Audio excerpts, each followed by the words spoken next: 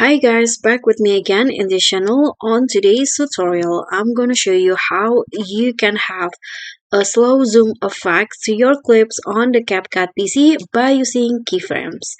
So here I've already imported a video with like a still camera, or I want to have a slow zoom effect to this video. So what you need to do is I'm going to just trim the video first to make it short.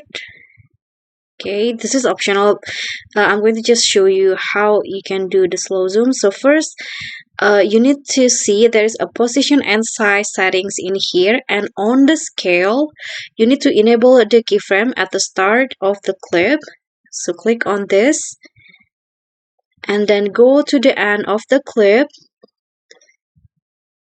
and add another keyframe on the scale, and after that zoom out or make the scale bigger to have that zoom effect. So I'm going to go like this.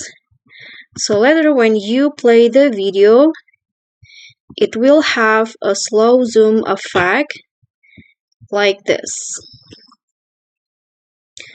So the camera will move slowly to have that zoom effect. Okay guys, so that's all from me. Thank you so much for watching. I hope you enjoyed this video. So don't forget to like, comment, subscribe, and click on the thanks below.